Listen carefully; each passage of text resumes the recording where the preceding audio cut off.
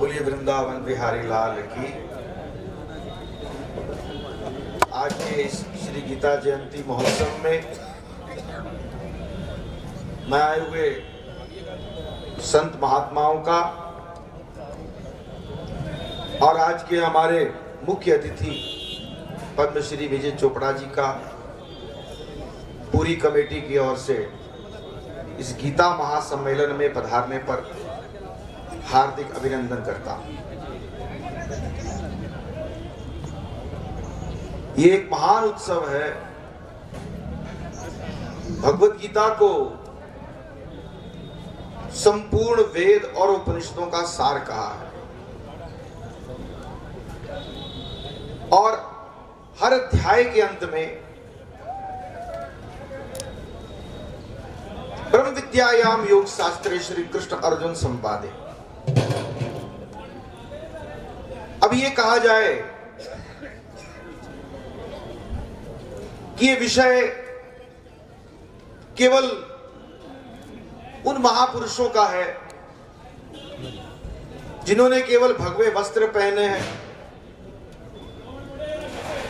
गीता पर बोलने का अधिकार केवल सन्यासियों को है, मैं ऐसा नहीं मानता। अगर ये मान्यता होती तो आज वक्ता के रूप में मैं आपके बीच उपस्थित नहीं होता।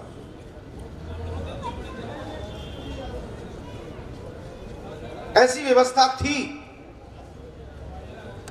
लेकिन भगवत गीता के रूप में ऐसी मान्यता नहीं है। भगवत गीता वो विषय है जिसका ज्ञान,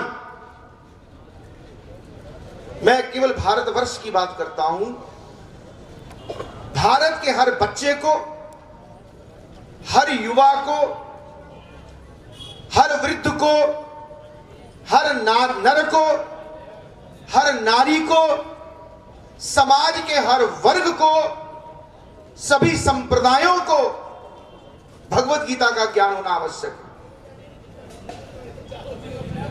क्योंकि भगवत गीता विश्व मानवीय संस्कृति की एकता की संदेश वाहक है। अभी कितनी भी संस्कृतियों का यहां नामकरण किया गया, यहूदी से लेकर के इस्लाम तक, ईसा तक, ये नामकरण हमने किया, लेकिन मूल रूप से ये मानव ही तो है और क्या है। मानव जाति का नामकरण किया किसने? हमने। कोई बाहर से नहीं आया, कोई दूसरे लोक से नहीं आया। इस पृथ्वी का एकमात्र नाम है मृत्यु लोक। जहां पर जो आता है वो जाता है और बीच के काल में क्या रह जाता है? कर्म। और वो सभी करते हैं। गीता में दो प्रकार के कर्म बतलाए गए हैं। एक वो कर्म होता है जो किसी आप कामना के भाव से करते हो, और एक कर्म वो होता है जो निष्काम होता है। अब समस्या ये रही कि लोगों को क्या, भारत के लोगों को भगवत गीता के निष्काम भाव की जो भावनाएं समझ में नहीं आई। जब से सृष्टि बनी, भगवान ने एक उपदेश दिया, इमं विवस्वते योगम प्रोक्तवान हमव्ययम्, कि मैंने सृष्टि के आदि काल में इस ज्ञान को सूर्य को दिया। अब आप ये सोचिए कि सृष्टि की व्यवस्था कितनी अच्छी चल रही है। कहीं कोई गतिरोध नहीं है, कोई लड़ाई नहीं है, झगड़ा नहीं है, सभी अपना अपना कार्य कर रहे हैं। और जिन्होंने इस व्यवस्था को नहीं माना वो कौन है? वो असुर कहलाए। और जिन्होंने इस व्यवस्था को माना वो देव कहलाए, और उनमें कोई झगड़ा नहीं है। कुछ सत्ता को लेकर के, अधिकारों को लेकर के उनके बीच में समन्वय है। सभी लोकपाल, सभी रुद्र, सभी आदित्य अपने अपने कार्य क्षेत्र में अपने अपने कर्तव्यों का निर्वहन कर रहे हैं। लेकिन जिन्होंने इस व्यवस्था को नहीं माना, असुर, और उनका स्वभाव क्या है, असुर छीन के लेते हैं। जब कोई चीज नहीं मिलती उसको छीन लेते हैं, और ये छीनने का स्वभाव जो है कलयुग में ज्यादा है, और इसी को भ्रष्टाचार कहा कि आज हम कर्म से ज्यादा फल के पीछे ज्यादा भाग रहे हैं। भगवान ने एक सिद्धांत दिया कि कर्मण्यवाधिकारस्ते मा फलेषु कदाचन, कि कर्म करो, फल की इच्छा ना करो। अब इसमें भी विवाद हो गया कि भैया फल की इच्छा क्यों ना करें। अब फल की इच्छा करने से क्या फल आपके अधिकार में आ जाएगा? कभी ये सोचो, एक फल होता है और उस फल के पीछे सैकड़ों लोग होते हैं, और इसी से समाज की व्यवस्था बिगड़ी। समाज की व्यवस्था इसलिए बिगड़ी कि एक फल है और उसके पीछे सभी लगे हुए हैं, और कर्तव्य को पीछे छोड़ दिया। आज कोई कर्तव्य करना नहीं चाहता, फल सभी चाहते हैं। यह मूल कारण है व्यवस्था बिगड़ने का। और जिनको फल नहीं मिलता वो क्या करते हैं, छीनते हैं। जो पहले होता था वो आज भी होता है। जब फल नहीं मिलता तो छीन लेते हैं। तो छीनने का कार्य किस किसने किया? छीनने का कार्य किया रावण ने, छीनने का कार्य किया हिरण्याकश्यप ने, और छीनने का कार्य किया हिरण्याक्ष ने। तो परिणाम क्या हुआ? जब उन्होंने छीना तो भगवान को इस संसार में आना पड़ा। तो जो लोग ये सोचते हैं कि उनका कोई पितामह नहीं, उनका कोई पिता नहीं है, उनको कोई रोकने टोकने वाला नहीं है, उनको खबरदार हो जाना चाहिए कि इस देश में भगवत गीता है जिसने ये व्यवस्था दी है कि यदा यदा ही धर्मस्य ग्लानिर्भवति भारत अभ्युत्थानम अधर्मस्य तदात्मानं सृजाम्यहम्, मैं आता हूं परित्राणाय साधुनाम विनाशाय दुष्कृताम धर्म संस्थापनार्थाय संभवामि युगे युगे। मैं आता हूं। ये डर होना चाहिए, नहीं है। क्यों? क्योंकि हमने अपने ग्रंथों का साथ छोड़ दिया, अपने अपने ग्रंथों को पढ़ना छोड़ दिया। हमारे धर्म ग्रंथों में विश्वास समाप्त हो गया। कारण अकारण जान करके हम अपने ग्रंथों पर प्रश्न चिन्ह लगाते हैं। नहीं होना चाहिए। विश्व की सभी संस्कृतियां किसी ना किसी विशेष मार्गदर्शन को लेकर के संगठित है, लेकिन हम पर ही आक्षेप लगता है कि हिंदू सनातन समाज में ग्रंथ पढ़े हैं। 4 वेद हैं, 6 शास्त्र हैं, 18 पुराण हैं, स्मृतियां हैं, वेदांग है, उपांग है, उपनिषद है, महाभारत है, रामचरितमानस है। अब कौन पढ़े? इन सबका ज्ञान कैसे हो? समस्या ये नहीं है। किसी एक भी आप ग्रंथ को उठा करके देख लें और किसी ऐसे व्यक्ति को साथ लेकर के आए, किसी ने दूसरा ग्रंथ पढ़ा हो, आपस में विचार विमर्श होता है तो उसका भाव एक ही निकलता है, कोई गतिरोध नहीं है। लेकिन ऐसी मानसिकता वाले लोग जिनका केवल एक ही कार्य है अपने ग्रंथों में, अब क्या है, अभी किसी वक्ता ने कहा कोई कहता है जो वेद है पौरुषेय है, कोई कहता अपौरुषेय है। अब इसी चक्कर में तो हमारा सनातन धर्म जो है वो विघटित हुआ। क्या मतलब है? पौरुषेय मतलब किसी पुरुष की वाणी, अपौरुषेय मतलब भगवान की वाणी। और इसी को लेकर के अन्य संप्रदाय आए। भगवान, वेद जो है भगवान की वाणी है, इसको वेद वाणी को भगवान की वाणी, ब्रह्म वाणी कहा है। जब वेदों का सार तत्व समझ में नहीं आया तो वेदांत आए। वेदांत को कहते हैं वेदों के अंत में कहा जाने वाला ज्ञान, इसको वेदांत, इसको कहा उपनिषद। और हमारे दर्शन में 1000 से भी ज्यादा उपनिषद हैं। इतनी प्राचीन वैदिक सनातन संस्कृति युगों युगों से चली आ रही है, तो उसका जो मंथन हुआ है, अगर लिखित रूप हमको प्राप्त है, तो क्या हम ये कहें कि ग्रंथों की संख्या बहुत ज्यादा है? अरे बाकी संस्कृतियों को समय नहीं मिला मंथन करने का। केवल एक भारतीय संस्कृति है जिसने मंथन किया और इस ज्ञान परंपरा को जीवित रखा। और युगों युगों से, अनादिकाल से संस्कृति जीवित है। अयोध्या में श्री राम मंदिर है, किसने बताया? हमारे ग्रंथों ने। मैं अयोध्या जी गया, भगवान रामलला जी के मंदिर के सामने जो हजारों साल पहले मंदिर बना, उसके अवशेष हैं।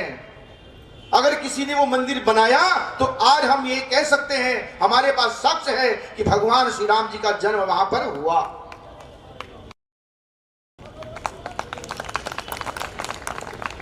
तो आज अगर आप अपनी ज्ञान परंपरा को आगे लेकर के नहीं जाओगे तो कौन बताएगा कि गीता में क्या लिखा है, वेदों में क्या लिखा है? कौन बताएगा? इतनी दूर से संत महात्मा आपको यह बताने के लिए आए हैं कि आज गीता जयंती है, मोक्षदा एकादशी है। अगर ये बताने वाले नहीं आएंगे, इनका सम्मान नहीं होगा, तो कौन जलंधर में आएंगे? मैं धन्यवाद देता हूं शोक शर्मा जी को, इन्होंने संतों को ठहराया। और आज जालंधर नगर में पहली बार हो रहा है कि 60 की संख्या में ब्राह्मण जो है उनको पंडित जी ने अपने खर्चे से वस्त्र सिलवा करके दिए और उनको दक्षिणा दे रहे हैं कि आप शोभा यात्रा में चलो। क्यों? आज ऐसे लोगों की आवश्यकता है जो अपने ज्ञान पर्व का सम्मान करें। रामचरितमानस का पूजन होना चाहिए, भगवद गीता, क्योंकि रामायण क्या है? रामायण, अयन निवास करना, जिसमें राम निवास करते हैं। अयन नारायण, जो जल में निवास करे वो नारायण, और जिसमें राम निवास करे वो रामायण। और श्रीमद् भगवद गीता भगवान का कहे हुए वचन, भगवद गीता भगवान की गीता। तो ऐसे संत महापुरुषों के सानिध्य में जो आपने आज भगवद गीता जयंती मनाई, मेरा आपसे यही आग्रह है। बैठकों में तो हम बहुत बोलते हैं, लेकिन ये जो दिन होता है ये जागृति का दिन है। सही कहा पंडित जी ने कि हमारे बच्चों को भगवद गीता पढ़ाएं। ये विचार मन में त्याग दें कि भगवद गीता कहने का अधिकार केवल सन्यासियों का है, केवल जो भगवा चोला पहन के आएगा वही भगवद गीता सुनाएगा, ऐसा नहीं। अब भगवान कृष्ण ने कौन सा भगवा चोला पहना था? बोलने वाला, जो भगवान कृष्ण बोलने वाले वो भी गृहस्थी और सुनने वाला वो भी, कोई मंच नहीं, चप्पल पहने हुए भगवान ने भगवद गीता को उपदेश दिया।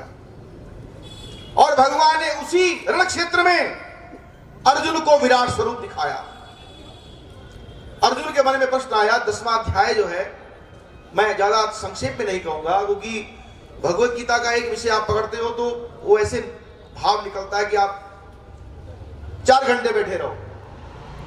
जब भगवान ने कहा, और जैसे मैंने आपसे कहा कि यदा यदा भगवान कृष्ण में आता हूं, रुद्राणाम शंकर शास्मी राम शस्त्र भृतामा, एकादश रुद्रों में शंकर मैं हूं, शस्त्रधारियों में राम मैं हूं, नदियों में गंगा मैं हूं, एकादश रुद्र में हूं, 12 आदित्य में हूं, 8 वसु में हूं। तो अर्जुन ये कहने लगे कि आपके इस ज्ञान से मोहोयम विगतो मम, मेरा मोह रूपी अज्ञान तो नष्ट हो गया। मैं मानता हूं कि जो आपने कहा सत्य कहा, लेकिन आपने जो ये कहा कि सब कुछ मैं हूं, मैं इसको प्रत्यक्ष देखना चाहता हूं। मैं देखना चाहता हूं कि वो राम भी आप हैं, वो शिव भी आप हैं, और जितने भी आपने स्वरूप बतलाए हैं कि अहम आत्मा गुणा के सर्वभूताश्रय स्थितः। मैंने क्या कहा, इस मानव जाति में सब मानव ही तो हैं, और इस मानव जाति में किसकी सत्ता है? केवल आत्मा की सत्ता है। शरीर में आत्मा है तो ये चल रही है, ये बोल रही है, ये खा रही है, ये पी रही है, और जब यही आत्मा निकल जाए तो शरीर क्या है? जड़ और चेतन। ये शरीर जड़ है और ये आत्मा वो चेतन है, और भगवान ने कहा कि वो चेतन मैं हूं, जिसको हम आत्मा कहते हैं कि अहम आत्मा गुणाकेश सर्वभूताश्रय स्थित। क्या ऐसा कहने का साहस किसमें है? किसी में? इतने बड़े बड़े ऋषि महामुनि आए, बड़े बड़े विज्ञानी आए, किसी ने ये नहीं कहा कि सबकी आत्मा मैं हूं, और जो कहता है वो होता है। भगवान ने कहा कि अहम आत्मा गुणाकेश सर्वभूताश्रय स्थित, कि संभूत प्राणी में जो आत्मा है वो मैं हूं। तो अर्जुन के मन में संशय आया कि मैं देखना चाहता हूं कि सब में अगर आप हो तो मुझे दिखलाओ, कि रुद्रों में शंकर आप हैं तो दिखाओ, हैं ब्रह्मा अगर आप हैं तो दिखाओ। तो भगवान ने अर्जुन को विराट स्वरूप दिखाया, और वो विराट स्वरूप इतना विशाल था कि तीनों लोग छोटे पड़ गए। अब किसी के लिए तो बात ये यकीन करने वाली नहीं होगी कि ये कैसे हो सकता है। आज के विज्ञान के युग में हम प्रमाण मांगते हैं कि प्रमाण चाहिए, दिखाओ कि अगर ये हुआ था तो कैसे हुआ, अब इसका प्रमाण कैसे दे। अब भगवान इसका जवाब बड़ा अच्छा दिया है कि नाहम प्रकाशा सर्वस्य योग माया समावृता, कि मैं योग माया से आवृत हुआ, सबके समक्ष प्रकट नहीं होता। और मूढ़ो यम ना भी जानाति, इसलिए मूर्ख लोग मुझको नहीं जानते। लोगों माम जब अव्यम, मेरे अव्यक्त रूप को मूढ़ व्यक्ति जो है वो नहीं जानता, लेकिन मैं हूं, मैं सर्वव्यापी हूं, सर्वव्यापक हूं। और अर्जुन ने जब भगवान से कहा क्या मुझे विश्व रूप का दर्शन कराइए, तो उस विराट स्वरूप की सीमाएं तीनों लोगों में व्याप्त थी। और अर्जुन ने भगवान की प्रार्थना करते हुए कहा कि तुम्हारी देव पुरुषः पुराणा। ये केवल संस्कृत के श्लोक नहीं है, अगर संस्कृत नहीं आती तो आप हिंदी पढ़ो। अगर आप किसी चीज को संस्कृत में नहीं समझ सकते तो आप उसको हिंदी में समझो, क्या दिक्कत है? पढ़ने वाले तो भगवत गीता उर्दू में भी पढ़ते हैं, और कई लोगों ने मुझसे पंजाबी में भगवत गीता मांगी और मैंने उनको पंजाबी में भगवत गीता दी। अरे भाई, भाषा बदलने से अर्थ थोड़ी बदल जाएगा, अर्थ तो वही रहेगा। तो कहने का तात्पर्य है, अगर आपको संस्कृत समझ में नहीं आती तो हिंदी पढ़ लो, अगर अंग्रेजी आती तो अंग्रेजी पढ़ लो, उर्दू आती उर्दू पढ़ लो, लेकिन ये कहो कि गीता नहीं आती, मैं ये मानने को तैयार नहीं। गीता इसलिए नहीं आती क्योंकि हम पढ़ते नहीं हैं। और जो भगवान की जो स्तुति की, तुम्हारी देव पुरुषः पुराणा स्तमस्य विश्वस्य परम निधानम वेत्तासि वेद्यम परम च धाम। अब ये परम धाम क्या होता? अब इसकी डेफिनेशन कहां मिलेगी आपको? तो कहने का तात्पर्य है, त्वया ततम विश्व अनंत रूप वायु यमो अग्नि वरुण शशांक अधिके। वायु यम अग्नि वरुण, इनको देवता मानते हैं। अब धर्मराज की जो व्याख्या है ये हर ग्रंथ में है। फिर आपको अपने कर्मों का हिसाब देने के लिए किसके पास जाना पड़ता है? धर्मराज के पास। किसके पास जाना पड़ता है? और जो गुरु ग्रंथ साहब की जब पाठ भी होता है तो वहां पर भाई जी भी यही कहते हैं कि धर्मराज को जाना पैना है। तो धर्मराज की व्याख्या क्या है? या अर्जुन कह रहे हैं कि वायुर यमो अग्नि वरुण शशांक प्रजापतिस्तम प्रपितामहस्य नमो नमस्ते सहस्त्रकृत्व पुनश्च भूयोपि नमो नमस्ते, कि आपकी 1000 बाजू वाले भगवान को मैं नमस्कार करता हूं। अर्जुन ने भगवान के विश्व रूप की उपासना की, और आज जो है गीता जयंती भगवान के विराट स्वरूप के प्रकट होने का भी दिन है। कि अर्जुन ने देखा कि जितने देवी, हम कहते हैं कि देवी देवता बहुत है जी हमारे, मां भगवती, मां दुर्गा, मां काली, मां भगवान शंकर, उन सभी देवी देवताओं को भगवान के एक विराट स्वरूप में अर्जुन ने देखा। सनातन अलग नहीं है, ये एक था, एक है और एक रहेगा। मानव जाति में केवल एक ही स्वरूप है और वो है आत्मा। वो सब में कॉमन है, किसमें कोई अधिक आत्मा नहीं है, किसमें ज्यादा आत्मा नहीं। आत्मा तो आत्मा है। बाकी तो कर्म फल है कि कर्मों के फल से किसी को मानव शरीर मिल गया, किसी को पशु का शरीर मिल गया, कोई देव योनि को प्राप्त हो गया। लेकिन हमें अपने ग्रंथों पर विश्वास करना चाहिए कि अगर लोक है तो परलोक भी है, अगर कर्म है तो कर्म फल भी है। अगर कोई ये सोचे कि मैं कर्म करूंगा मुझको फल नहीं मिलेगा, ऐसा नहीं है। कर्म है, भगवान ने कर्म को प्रधान कर दिया, मेरी जिम्मेदारी कोई नहीं भाई। कर्म प्रधान विश्व रचि राखा, जो जैसे कर ही तस फल चाखा। इसलिए अब कोई ये कहे कि भगवान पर कोई नियम लागू नहीं होता। अगर भगवान ने कर्म किए हैं उनको पाप पुण्य नहीं लगता है, लेकिन उन्होंने व्यवस्था ऐसी की है कि नमाम कर्माणि लिम्पन्ति न मे कर्म फले सिप्रिया इति माम यो भी जानाति कर्म निबद्धते। मेरे को कर्म लिप्त नहीं करते क्योंकि कर्म फल में मेरी कोई सिप्रिया नहीं है, आसक्ति नहीं है। मैंने आपसे क्या कहा प्रारंभ में कि हम जब कर्म करते हैं तो हमारा केवल कर्म जो है वो कामना से युक्त होता है। ये कामना से युक्त होने के कारण ही आपके जीवन में जो सुख दुख आते हैं वो उसका मूल कारण है आपकी कामना। और ऐसा नहीं कि अगर निष्काम कर्म करते हो आपको फल नहीं मिलेगा, फल तो तब भी मिलेगा, लेकिन निष्काम कर्म करने का फल ये होता है इसका फल किसी भी काल में समाप्त नहीं होता, इसका बीज कभी समाप्त नहीं होता और आप भगवान की प्राप्ति के अधिकारी बन जाते हैं। यह है निष्काम कर्म योग। यह आपको आपके संसारी जीवन को सुखमय बनाएगा और आपके परलोक को भी सिधार देगा। यह है निष्काम कर्म योग। अब आम का बूटा लगाए हैं, इच्छा करो या ना करो आम तो होना ही है। ऐसा तो नहीं है कि आम नहीं होगा, आम तो होगा। अब आपकी इच्छा करने से आम ज्यादा आ जाएंगे, ऐसा भी नहीं। तो कहने का तात्पर्य है कि अगर आज हम अपने कर्तव्य को करते हैं,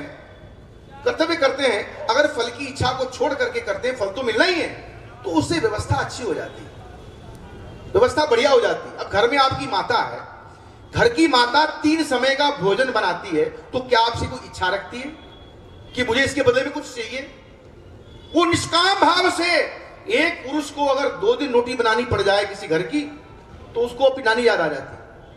लेकिन आजीवन मातृ जो एक माता होती है पूरे जीवन भर जो है खाना बनाती घर का, लेकिन कुछ मांगती नहीं ली है। इसीलिए माता के कर्म को धर्म बतलाया गया कि बिना किसी कामना से किया, बिना किसी कामना के किया हुआ कर्म यही धर्म है और अन्य कोई धर्म नहीं। यही गीता का संदेश है। और अगर इस भावना से चलोगे तो ये समाज अच्छा बन जाएगा। सभी अपनी अपनी कामना को लेकर के आओगे तो कामनाएं लड़ पड़ेंगी आपस में, एक फल होगा सभी लड़ पड़ेंगे आपस में। कर्तव्य कोई करेगा नहीं, जब कर्तव्य होगा नहीं तो समाज बढ़ेगा कैसे? तो समाज के बढ़ने के लिए भगवान के इस उपदेश को मानो कि योगस्तः कुरु कर्माणि, कर्तव्य कर्मों को करो, संगम त्यक्त्वा धनंजय, आसक्ति का परित्याग करके, सिद्ध सिद्धयो समो भूत्वा, सिद्धि और असिद्धि को ये कर्म का फल मुझको मिलेगा या नहीं मिलेगा, मैं कर्म इस शर्त पर करूंगा कि मुझको फल मिलेगा, तब तो समाज चलने वाला नहीं। अगर आप अपने कर्तव्यों को शर्तों पर करोगे तो ये समाज कभी आगे बढ़ने वाला नहीं है। अपने कर्तव्य को कर्तव्य समझ करके समाज की उन्नति के लिए, सर्वभूत हितेरतः, समाज के कल्याण के लिए कर्तव्य करोगे, वो धर्म बन जाएगा। मैं बधाई देता हूं आदरणीय विजय चोपड़ा जी को, इतने ट्रक भेजे, इनकी क्या इच्छा है, क्या कामना है? इतने नगरों में राशन वितरण का कार्य चल रहा है, क्या है इच्छा इनकी? कोई यही धर्म है और यही यज्ञ है। वास्तव में यही कर्तव्य कर्म है कि समाज के कल्याण के लिए, देश के कल्याण के लिए, राष्ट्र के कल्याण के लिए सभी लोग जो है मिलजुल के रहें। अद्वेष्टा सर्वभूतानां मैत्र करुणैश्च, जो सब में द्वेष भाव से रहित है, सबका मित्र है, जिसके हृदय में सबके प्रति करुणा है, यो मदभक्त समे प्रिय। आप बता सकते हैं कि भगवद गीता भगवान क्या कहते हैं कि द्वेष को त्यागो, सबको मित्र बनाओ और अपने हृदय में सबके प्रति करुणा रखो। अरे भाई, करुणा है तो धर्म है। और इस संसार में करुणा समाप्त हो गई तो धर्म कहा। आपके घर में कोई मांगने वाला आता है तो करुणावश आप उसको भोजन देते हो, यही तो धर्म है। और इसको धर्म नहीं कहते। आप घर में 4 लोगों के लिए पूड़ी बनाते हो, उसको हम धर्म कार्य नहीं कहते। और यही अगर आप पूरे लोगों के लिए पूड़ी बनाते हो, पूरे लोग खाते हैं, तो वो धर्म कार्य बन जाता है। आप 4 जनों के लिए घर में मीठी छबील घोलते हो, वो धर्म कार्य नहीं है।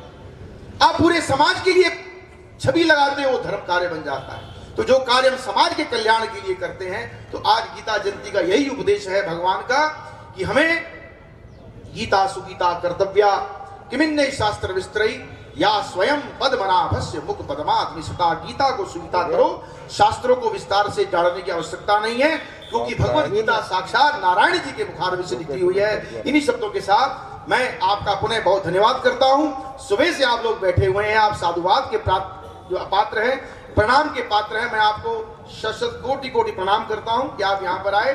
अब मैं आदरणीय बाबूजी से प्रार्थना करूंगा कि वो यहाँ पर आए और अपना आशीर्वाद दे। आदरणीय बाबूजी, बोलिए वृंदावन बिहारी लाल की। कितने